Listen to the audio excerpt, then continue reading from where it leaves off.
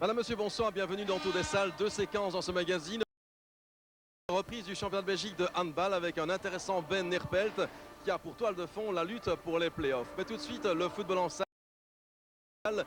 Huitième de finale de la Coupe de l'ABFS, la rencontre Binche face à Arlon.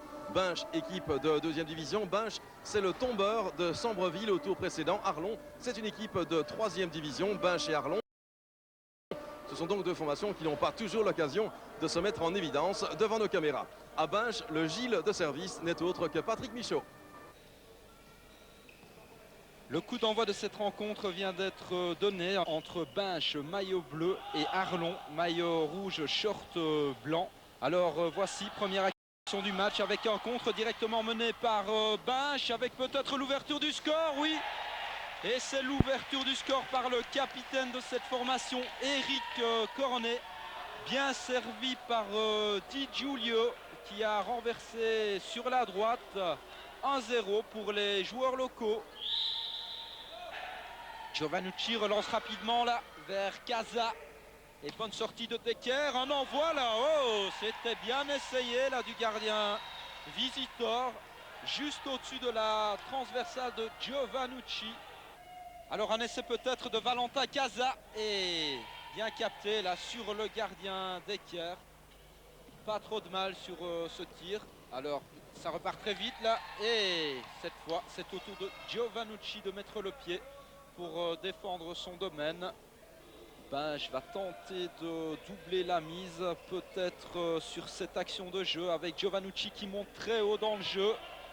Alors peut-être un essai et il sort, attention là, il a voulu jouer au plus malin mais finalement, et c'est un but inscrit par Di Giulio et c'est le deuxième but inscrit ce soir par Binche qui mène 2-0, mais au départ l'audace du gardien Giovannucci qui a créé le danger dans la défense arlonnaise. Résultat 2-0 pour Binche. Alors peut-être une réaction d'Arlon, eh bien oui, la réaction, à peine le deuxième but inscrit par Binche, c'est Éric Perrin qui vient de réduire le score pour Arlon. Le score passe à 2-1 et ça après 12 minutes. Casa, et c'est le troisième but inscrit suite à une mésentente dans la défense d'Arlon. Valentin Casa en a profité dans le but délaissé. Le score 3-1 après 14 minutes à présent. Frédéric Huget qui vient de faire son apparition du côté de Binche. Cornet maintenant, peut-être l'occasion d'inscrire un quatrième but ce soir. Binche avec également l'apparition au jeu de Tsoulou, le numéro 2 Binchois. Casa maintenant pour un essai.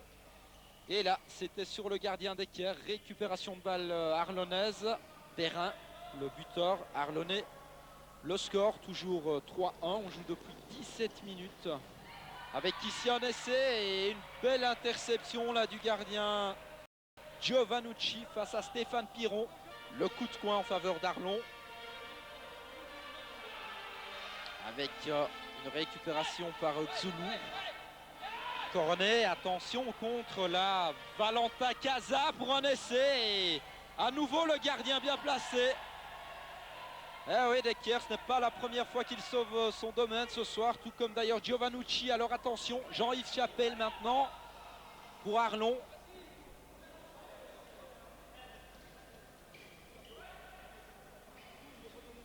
Perrin. Chapelle pour un essai, Chapelle, et c'est bien fait de Chapelle. Il a tenté sa chance et il l'a bien fait à la suite d'une passe de Perrin. C'est lui qui vient de réduire le score pour Arlon. 3-2. Binche maintenant, la réaction directement, et oui, par Tsoulou. Et bien décidément, c'est but sur but avec la Binchoise directement par Tsoulou qui avait fait son apparition au jeu il y a quelques minutes. Et le score passe à 4-2. Et c'est vraiment bien parti pour Binche et l'on joue depuis 22 minutes. Giovannucci, passe lointaine vers Frédéric Huget. UG rejoue vers l'arrière, son capitaine Cornet. C'est bien là avec Zulu et maintenant une action là sur la droite. Zulu peut-être pour son deuxième but. Et non, à côté de l'objectif cette fois. Ah, ça s'anime véritablement. Des buts du spectacle dans cette rencontre. Le score 4-2. On va bientôt arriver au terme de cette première période. Et voilà, score à l'issue de cette première période très plaisante. 4-2 en faveur de Binche. Valentin Casa face à Louis François. Il cède sur la gauche à Martinato qui échoue sur Decker. Ah, vraiment irréprochable le gardien Decker du côté d'Arlon. Et voilà le contre maintenant, rapidement joué da Silva. Il a tenté de trouver François. Ah oui, ça s'anime de part et d'autre avec Cornet pour un tir puissant, mais à côté du montant du but de Decker. Da Silva, un des hommes en vue de cette équipe d'Arlon. Le voici da Silva pour son gardien Decker. Decker, une passe à nouveau lointaine peut-être. Voici Decker vers Perrin. Et dans les bras de Giovannucci. Cornet. Avec Di Giulio qui vient de faire sa réapparition au sein de l'équipe locale. Martinato. Di Giulio, le voici, il va se retourner, le pivote là, il le fait bien, mais à côté de l'objectif, mais un très bel envoi signé Di Giulio. François, il déboule vers l'avant, il a tenté de trouver à droite Chapelle qui a envoyé le cuir à côté alors qu'il aurait sans doute pu un peu temporiser, prendre plus son temps avec ici le contre directement mené.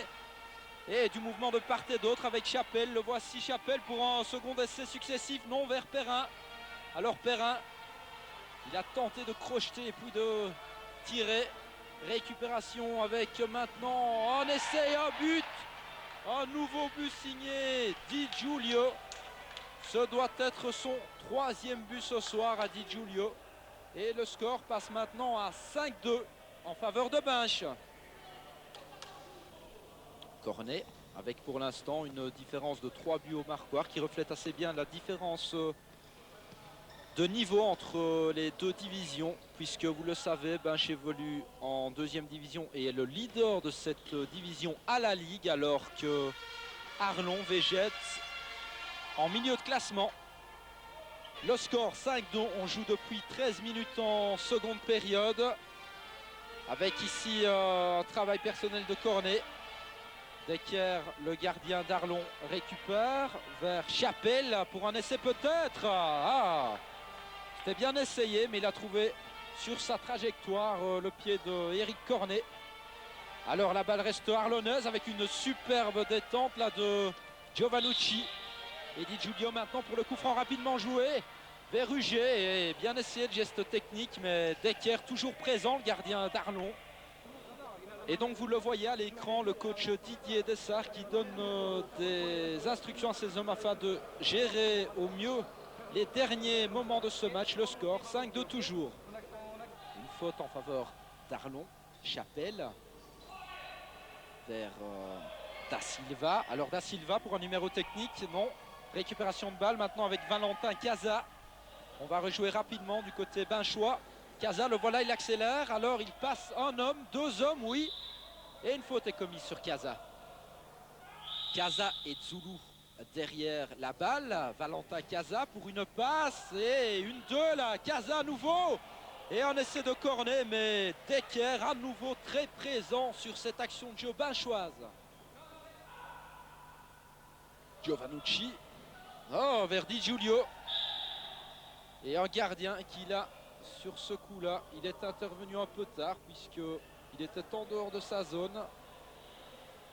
Ce qui va donner lieu à un coup franc et une carte jaune pour le gardien Decker.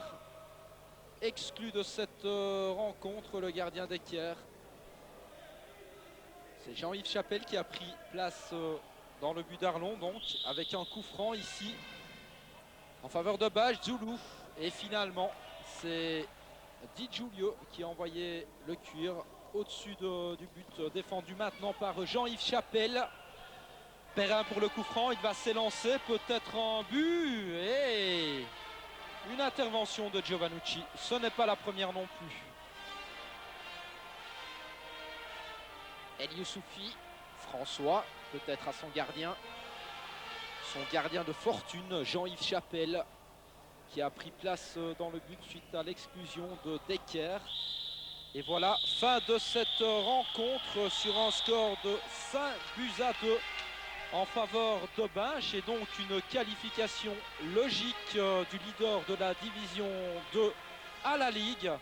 Score final, je vous le rappelle, 5-2 à l'issue d'une rencontre de très bonne facture, et donc qualification pour les quarts de finale de l'équipe de Binche.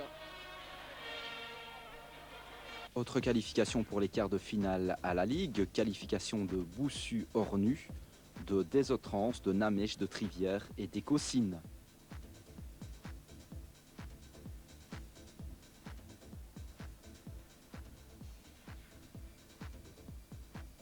Résultat des 16e de finale de Coupe de Belgique, mais cette fois à l'Union belge, avec les qualifications de Mortsel, d'Ougrénepré, d'Herentals, de Fort de Genk et de Rekem. Et on